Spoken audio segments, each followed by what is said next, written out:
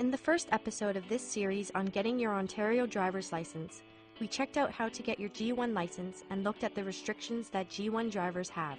Now it's time to develop a plan that will get you some practical driving experience and encourage you to keep learning. To start, let's visit a driving instructor.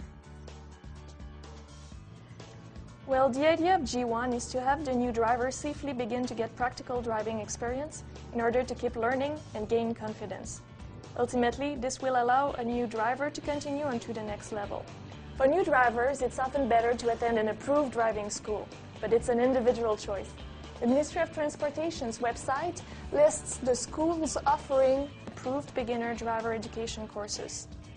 If you successfully complete an approved course with one of these schools, you can get a 4-month reduction in the minimum time you spend in G1.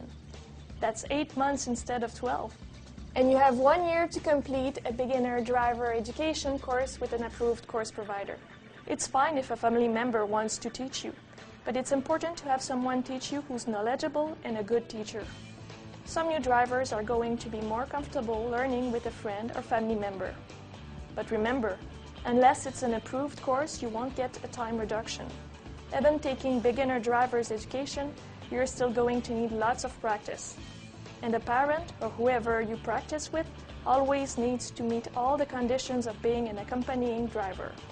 But first, before driving at all, you need to sit down together and come up with a plan. A plan isn't as complicated as it might seem. You just need to create a general outline covering how you will learn and practice. It's about who's going to teach you, when, where, and how. This is a good time to review the important driving conditions placed on a G1 driver. Do you remember all 5? Sure. 0 BAC. 0 blood alcohol concentration. Everyone in the car has to have their own seatbelt. No driving after midnight. No driving at all between midnight and 5 a.m. Stay off the 400 series highways. In all high-speed expressways where the speed limit is over 80 clicks. An accompanying driver must have a valid G license, at least 4 years of driving experience, and have a blood alcohol concentration of less than 0.05%. Or a 0 BAC if they are 21 and under, in case they need to take over the driving. Otherwise, they won't be much help keeping you out of trouble. Speaking of trouble, most young drivers obey the rules of the road and follow their license restrictions. For those who don't, the consequences for drivers are serious and get even tougher for repeat offenses. For instance, this G1 driver has made a mistake. His accompanying driver has a full Class G license, but in this case, there's a problem.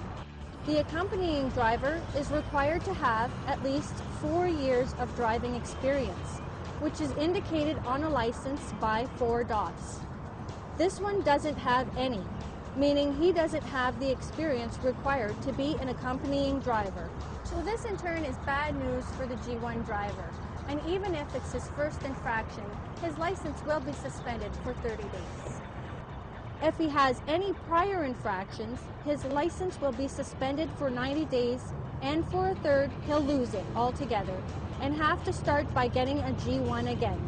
These suspension periods also apply to G1, G2 drivers who are convicted of an offense that carries 4 or more demerit points. these rules are designed to keep you and others on the road safe while you're learning. Now that you're getting ready for your G1 road test, be sure to view our next video in this series, where you'll learn more about the G1 road test and moving on to G2.